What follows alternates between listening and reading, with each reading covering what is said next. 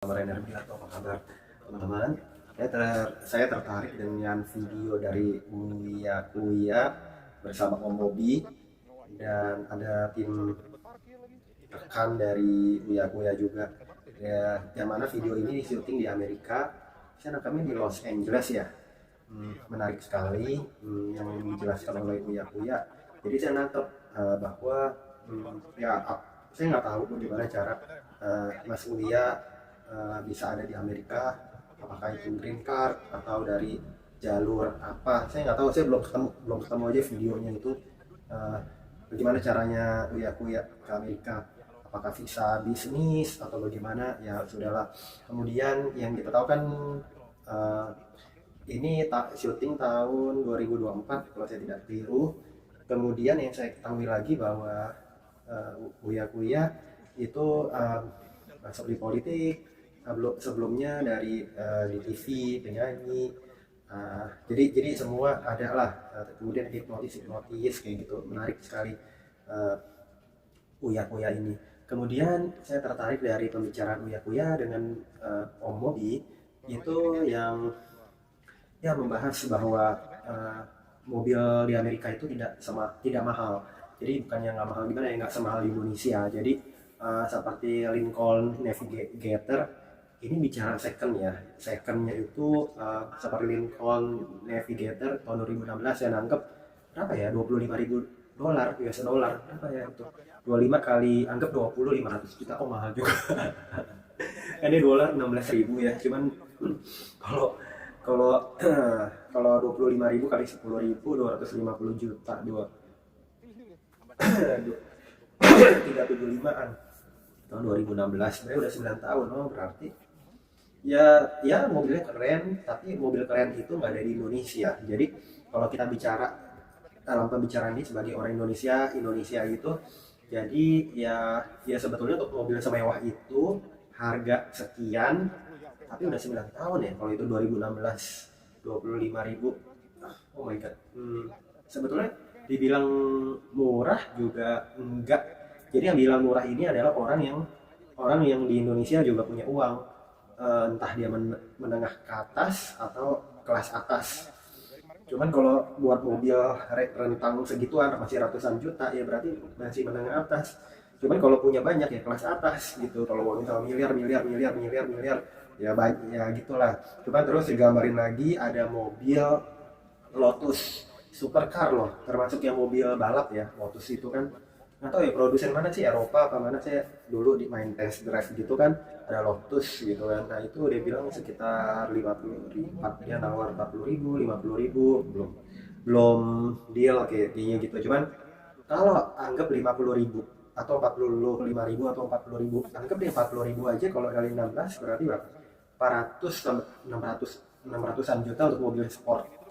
Kalau di Indonesia harga 600 juta dapatnya BYD Seal M6 kali ya gitu teman-teman.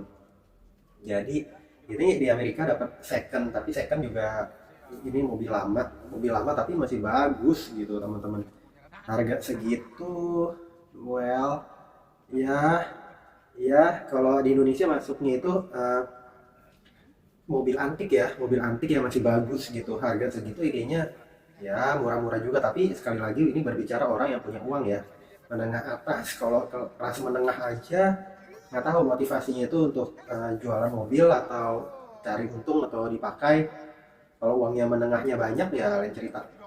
Kemudian ada Mercy, di ngobrol-ngobrol di garasi ada Mercy tahun 87 apa ya, 87. Kalau saya ini suka mobil, tapi terus terang untuk beli mobil-mobil gitu uangnya belum ada teman-teman. Jadi ya demen aja ngeliat-ngeliat seperti ini, jadi menambah wawasan gitu. Kalau saya tahunya seperti Jeep Mercy gitu, yang GG yang pas Pampres pakai, yang kelas kayak gitu kan, harganya juga antik-antik tuh, harganya melayang-layang. Tapi kalau yang tahun 87 sedan V engine 5.700 ya.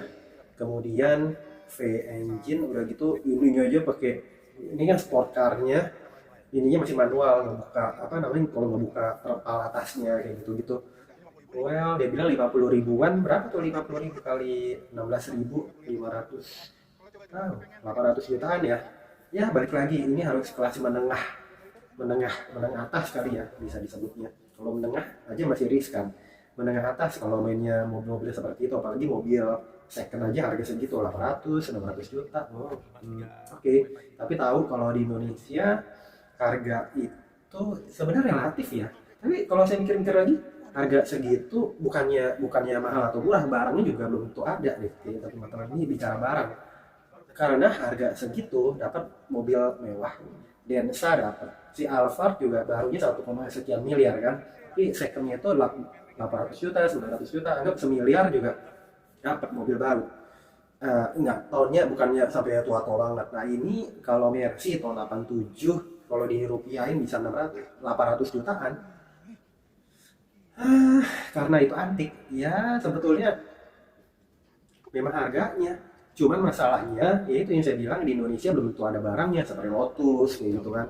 Lincoln Navigator, kemudian Mercy Sport yang seperti itu, jarang-jarang, apalagi masih bagus catnya, kondisinya betul-betul antik, kayak gitu teman-teman. Tapi iya, yang beli juga harus yang punya uang dan dia kolektor atau pedagang atau ngerti mobil banget. Kalau enggak emang mobil tua ya. Tadi si om mobil juga bilang, saya lihat bilang bau sangit kan tanda itu mobil sistem pembakarannya itu belum injeksi yang rapi. Seperti saat ini kan lagi, kalau injeksi bersih gitu kan, injeksi lebih nggak bau gitu ya. Kalau apa, converter apa namanya itu, bensin katalitik converternya segala masih baru, karbonnya masih terawat. Tapi kalau 87 bau sangit karena mungkin masih wajar-wajar. Kalau dia masih karburator setengah injeksi gitu, karburator enggak, injeksi enggak, apa sebutannya ya, apa itu reinjeksi atau 87, saya nggak ngerti. Tapi harganya menurut saya di Indonesia juga segitu-segitu, tak asal ada barangnya. Kalau nggak ada barangnya berarti mobil antik lain, misalnya Jeep Mercy kayak gitu teman-teman. Kemudian yang saya menarik lagi dari video Uya Kuya dan Om Mobil ini, dikatakan Uya Kuya berbisnis sana lebih ke limosin service gitu kan, antar jemput dari airport kayak gitu. Kalau ya ini rahasia dapur perusahaan ya. Dia mungkin nggak sharing, oh gimana dia ini sih ininya, visa apa, oh bukan visa lagi, dia mencari iklannya dari kenalannya, atau dia sebagai investor dari temennya, atau dia itu buka bisnisnya itu melalui iklan. Karena yang dia cerita artinya segala, artis-artis segala kan, dan mobilnya itu bagus, memang mobil-mobil itu artis maunya mobil-mobil seperti itu, mobil besar gitu.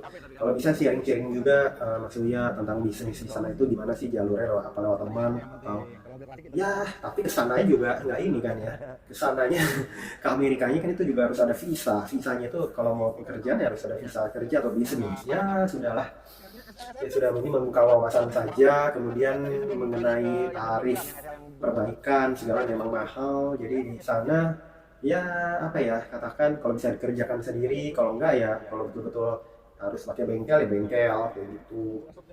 Kemudian ya balik lagi di mana aja sama, kalau mobil murah, mobil katakanlah Xenia atau ini Kalia, atau enggak yang kecil lagi, mobil-mobil kecil LCDC, nggak tahu di sana ada apa enggak tuh.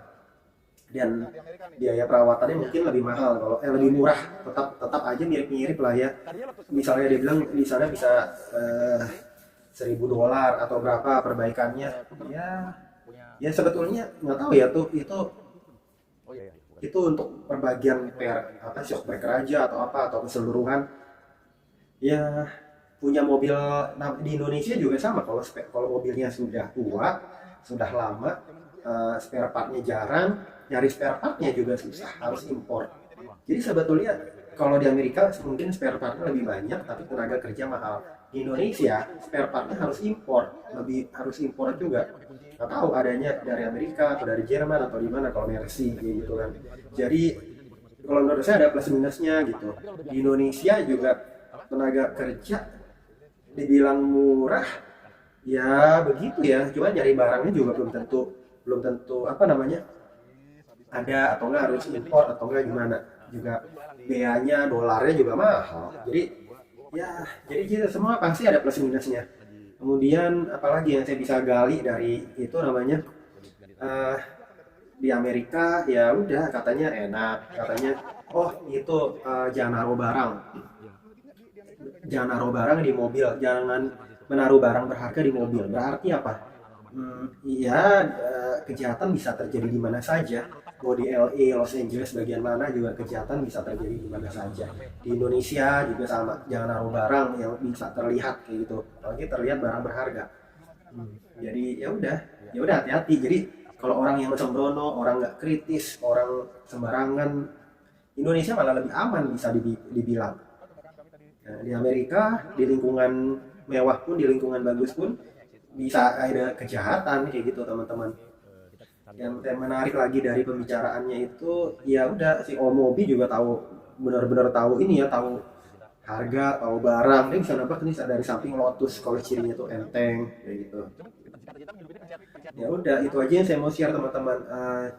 Ya jadi kesimpulannya, Amerika, Indonesia sama aja, mau hidup dimanapun, punya barang mobil apapun, kalau punya uang berlebih banget import, kalau barangnya sudah nggak ada ya biayanya kalau masuk Indonesia juga mahal. Jadi ya dimanapun semua ada plus negatif, positif negatifnya, ada kelebihan ada kekurangan. Jadi ya kalau pedagang atau investor atau siapapun pemakai mobil yang penyuka mobil, hobi mobil, ya begitu ya harus jeli melihat bisnis peluang. Kemudian yang saya ini tertarik teman-teman, itu kan Mas Uya bilang dia misal menjual mobil lewat lelang. Saya berpikir kenapa gitu. Ya mungkin ini kalau mobil-mobil antik, mobil-mobil yang harganya bisa up tinggi gitu, kolektor item, kalau dijual begitu biasa aja lewat iklan, belum tentu bisa langsung merangsek ke pehobi yang mau saing-saingan harga. Biar ini di open semua. Jadi kalau lelang itu kan dia sudah tahu daftar orang-orang yang berpotensial kayak gitu kan, itu diundang semua dan itu menimbulkan emosinya itu emosi untuk memiliki kayak gitu teman-teman. Kenapa Mas Uya bilang dia jualnya itu banyak lewat lelang gitu kan, ini lewat lelang dan di lelang kayaknya ini mobil-mobil yang antik gitu, mobil-mobil yang bisa harganya dinaikin. Jadi itu aja sih teman-teman, kita harus lihai kalau saat ada kesempatan, tentunya sesuai dengan kapasitas kita saat ini. Kalau kita kapasitasnya itu belum main di mobil bagus, kita belum cocok jadi pedagang, kita masih ya sebagai karyawan dulu atau sebagai pekerja apa dulu, kita syukuri segala hal level di hidup kita gitu teman-teman. Nanti kita akan meningkat. Jadi ya lain-lainnya sebagai hiburan, sebagai masukan untuk kita berkembang. Semoga bermanfaat. Jangan lupa subscribe, like, share, komen. Sampai jumpa di video-video saya berikutnya. Oke teman-teman.